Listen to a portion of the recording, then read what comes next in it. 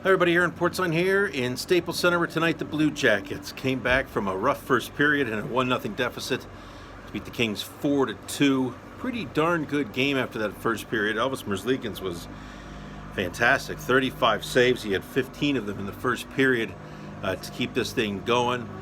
Nathan Gerbe with the goal. Scott Harrington with the goal.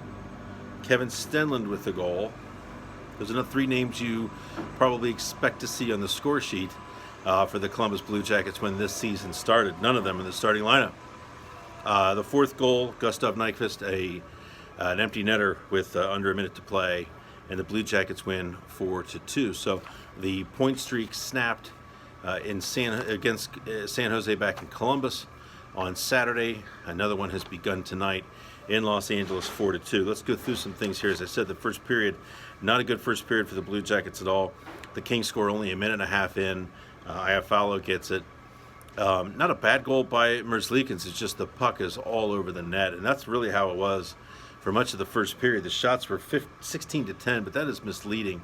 The Kings dominated that first period. The Blue Jackets barely had the puck in the Kings zone for any sustained time whatsoever. And really, really lucky to get out of it, down only 1-0 to this Kings team. The Blue Jackets come back and played a much better second period. Players in the room, we just came out of the room, the players talked about not wanting to use travel as an excuse, not wanting to use time zone as an excuse, but that they just did not have their legs in the first period.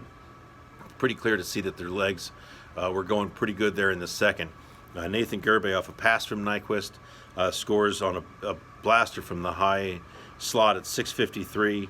Harrington comes creeping down low, and Sonny Milano makes a Sonny Milano play. Skates the puck from behind the net, turns around at the goal line, and just puts one on a line to Harrington on the doorstep. He bangs it home, and it's 2-1 Blue Jackets.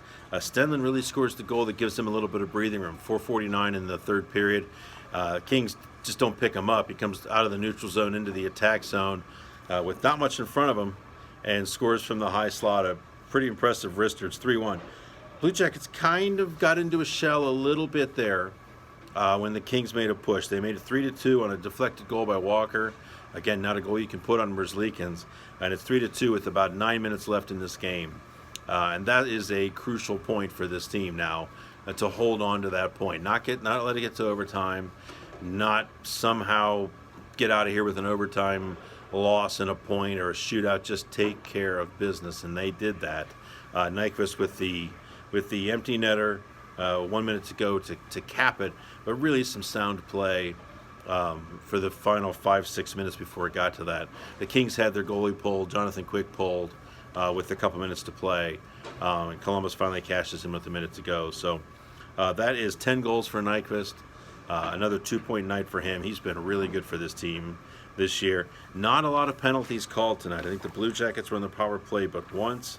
There was just one penalty the entire game. There was too many men on the Kings early in the first period. Blue Jackets don't get anything out of that, but a pretty physical game. I thought some stuff that normally is called was allowed to go, but Blue Jackets prevail. They're okay in that kind of game. They can still play Western Conference hockey if they need to. 4-2. Tonight, the Blue Jackets will travel to Anaheim. Nothing going on during the day for them tomorrow. This is a big trip for them in terms of conserving energy, because they only have 1 day of travel. Usually there's a travel day, there's another day to get acclimated here. They flew here Saturday after that game against the Sharks, had Sunday to get acclimated, game tonight, and then another game tomorrow in Anaheim.